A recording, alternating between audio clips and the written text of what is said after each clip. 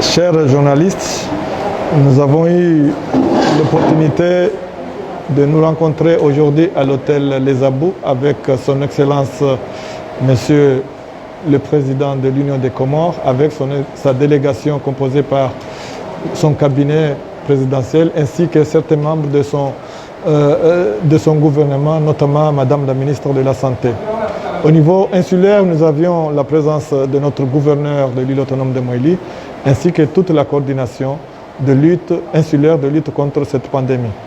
Parmi le menu du jour, le président était venu s'acquérir de l'état d'avancement de la lutte contre cette pandémie qui, comme vous le savez, est venu s'installer au niveau de l'île de Moïli depuis début du mois de décembre. De ce jour jusqu'à aujourd'hui, nous avons enregistré 451 cas positifs et parmi les 451 cas positifs, 29 sont décédés. Donc nous avons eu à expliquer à son Excellence ainsi qu'à toute sa délégation du déroulement de notre lutte contre cette pandémie.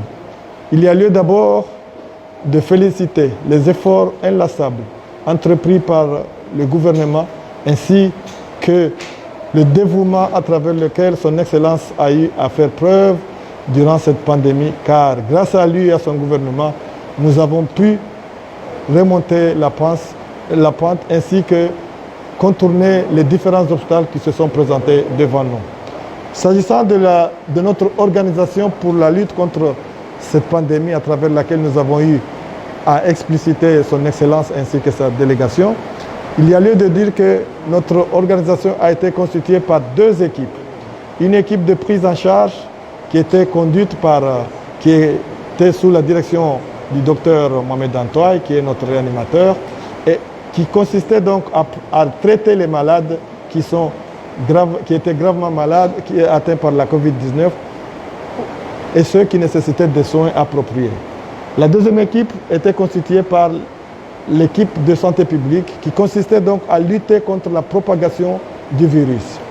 Depuis le 11 décembre jusqu'à aujourd'hui, ces deux équipes ont eu à travailler sous la direction, bien entendu, du directeur général de la santé et de la coordination insulaire.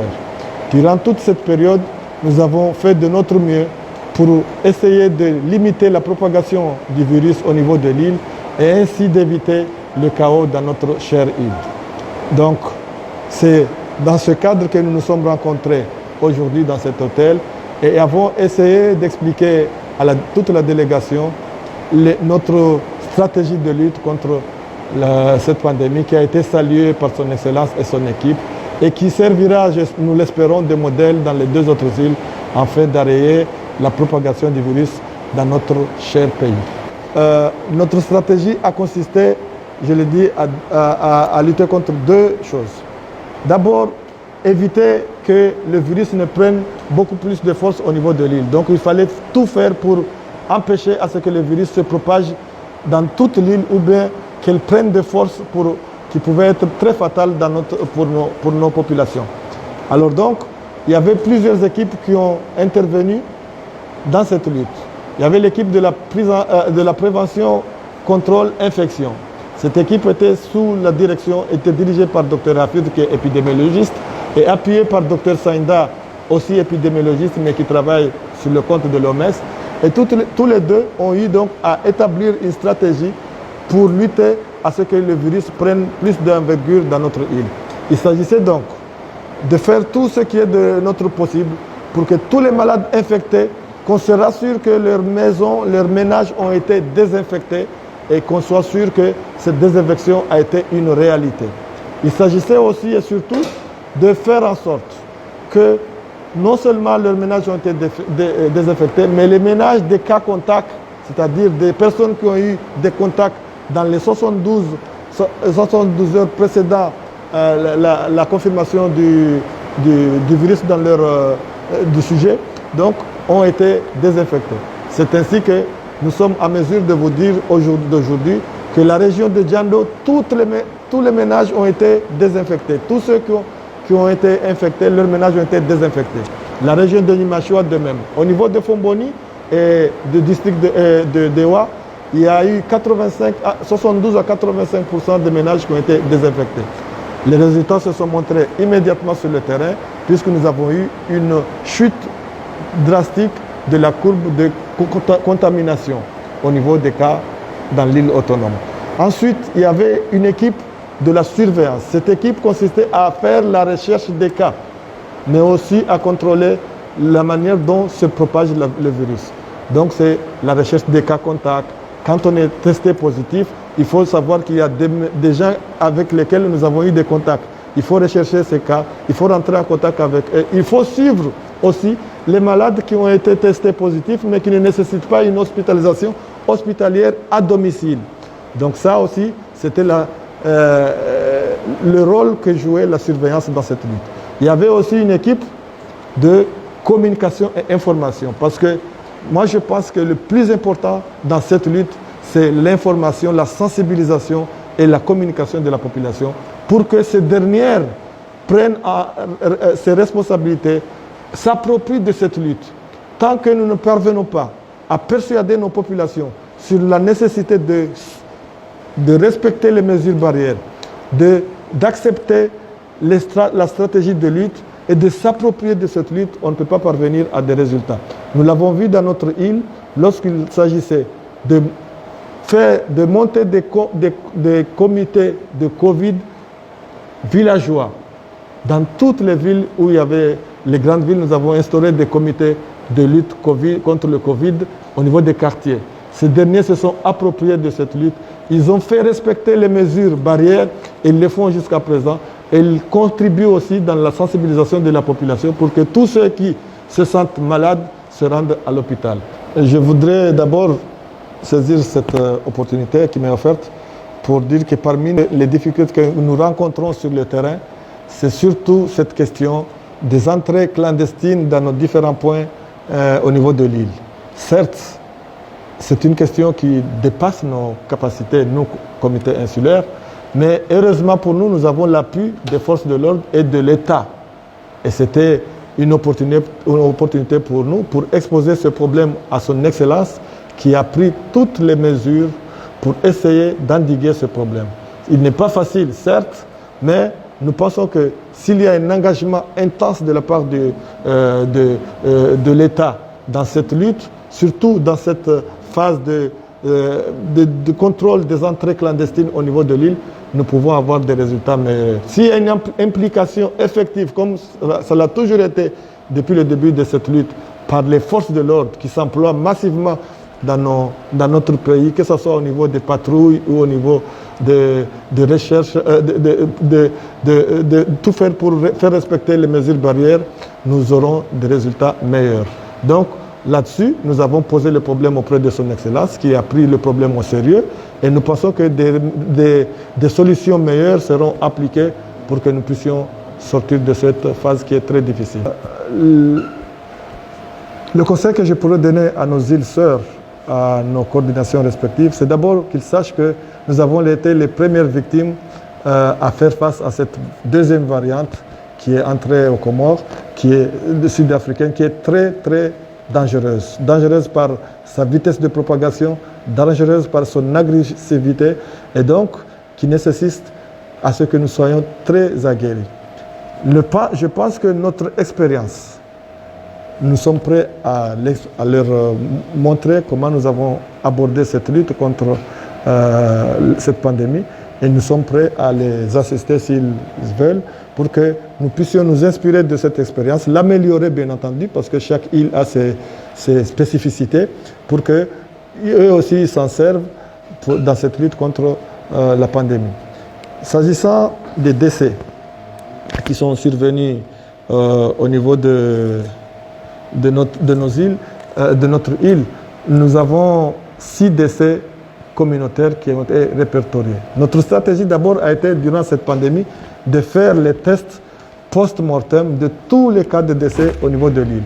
Ça n'a pas été facile. Certaines villes, certains villages ont accepté de nous accompagner à travers les comités Covid villageois et d'autres, on a eu des obstacles à travers lesquels ils ont enterré leurs malades avant même qu'on y arrive pour faire des tests post-mortem. Ce qu'il faut retenir dans ces décès communautaires, c'est que nous les avons comptabilisés et parmi les 29, il y a 6 qui sont survenus au niveau des comités. C'est des gens qui étaient malades de Covid, qui ne se sont pas rendus à l'hôpital. Les comités villageois sont passés à côté parce qu'ils n'avaient peut-être pas de symptômes très avérés. Et donc, ils sont décédés. Nous sommes partis dans leur maison effectuer des prélèvements pour confirmer le diagnostic et prendre les mesures nécessaires, à savoir un enterrement digne et sécurisé à travers le COSEP. Donc, cette stratégie, nous l'avons utilisée et ça a été payante par rapport à la prise en charge. Nous savons tous que pour mieux réussir dans cette lutte, il faut dépister le maximum de gens. Mais il y a aussi une question de moyens. Nous avions des tests, nous avons élaboré une stratégie par rapport à nos moyens existants. Donc si nous n'avions pas la possibilité de réaliser des tests à toute la population moélienne, nous avons élaboré une stratégie et privilégié les cas suspects, les cas contacts et certaines situations à travers lesquelles nous avons jugé nécessaire pour réaliser des tests. Le gouvernement a pris l'engagement, son Excellence nous l'a dit aujourd'hui, qu'ils sont en train d'élaborer une stratégie pour que nous puissions réaliser le maximum de tests dans l'ensemble du pays. Nous pensons que cette stratégie, une fois qu'elle sera adoptée, nous aussi, nous en bénéficierons parce que nous faisons partie de l'ensemble comorien. Je ne sais pas si j'ai pu... mais la vraie solution, c'est bien sûr de réaliser le maximum de tests pour connaître le statut de tout un chacun afin de lutter efficacement contre cette pandémie. Conseil que je voudrais donner à la population, d'abord, même si la question ne m'a pas été posée, j'ai saisi cette opportunité pour dire que beaucoup d'efforts dans cette lutte ont été réalisés par le gouvernement, par les autorités compétentes de l'Union ainsi que celles des îles. Parmi ces efforts, je voudrais citer juste un exemple qui me tient à cœur. J'ai fait des petits calculs concernant la prise en charge d'un patient en réanimation, un patient qui pèse à peu près 60-70 kg, qui a passé 10 jours dans le service de réanimation.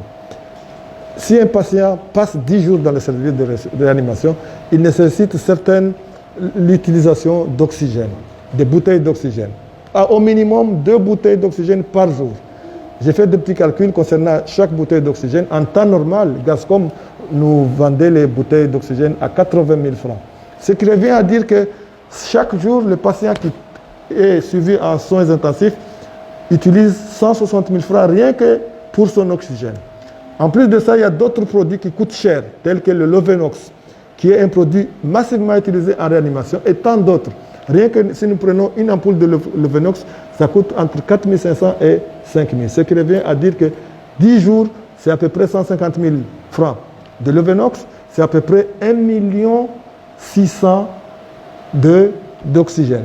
Donc si nous faisons le calcul, sur tout ce que le malade devait payer en soins intensifs pendant ces 10 jours et qui est pris en charge par l'État, nous constatons quand même qu'il y a des efforts intenses qui ont été déployés par notre gouvernement, par notre État, dans la prise en charge et qui ont facilité la prise en charge des patients. Parce que si nous devions demander aux patients de payer leurs propres soins, il y allait y avoir des retards de prise en charge. Certes, certains patients pourraient être en mesure de faire face et d'autres ne pourraient pas. Donc on allait perdre beaucoup de malades. Donc le fait que la prise en charge thérapeutique a été assurée à 100% par le gouvernement et même la restauration, je pense que le gouvernement a fait de son mieux dans cette lutte. Et tant d'autres efforts ont été utilisés. Mais moi, je n'ai pris que cet exemple d'un patient en réanimation nécessitant des soins intensifs et le prix qu'il devait payer pour son oxygène ainsi que pour certains de ses produits pour montrer un peu que la population ait une idée de quoi, sur ce que l'État a pu utiliser dans cette lutte contre la pandémie. Je sais que la population attend encore plus, c'est normal, c'est leur gouvernement, mais il faudrait qu'ils sachent qu'il y a eu des efforts intenses sur le domaine des finances dans le cadre de la lutte contre cette pandémie. Notre hôpital, l'hôpital de Foboni, avant l'arrivée de cette pandémie, nous n'avions pas de service de réanimation. Grâce à le malheur des uns fait le bonheur des autres, grâce à l'arrivée de cette pandémie, nous sommes en mesure d'avoir un service de réanimation avec probablement 8 respirateurs. Donc c'est aussi un avantage, sans tenir compte de l'arrivée des radios numériques au niveau des services d'imagerie et de l'arrivée de certains équipements dans notre laboratoire. Donc tous ces efforts ont été aussi le fruit du soutien de l'État. Le personnel qui s'emploie dans nos structures hospitalières, ainsi que les malades, tout ce qu'ils utilisent comme moyen de protection, c'est l'État qui les offre, que ce soit les masques, les gels. Donc, moi, je pense personnellement que nous devons dire à la population l'apport financier, l'apport en matériel, parce qu'ils le réclament à chaque fois que notre État ne fait pas assez dans cette lutte. Il faudrait qu'ils sachent que des efforts ont été faits. Et c'est à nous de le dire parce que nous sommes les coordonnateurs, nous savons ce que l'État a mis dans cette lutte. Et c'est un point qui me tient à cœur de dire à notre population moyenne que notre État a mis la main dans la poche dans cette lutte et a beaucoup fait pour que nous puissions nous en sortir.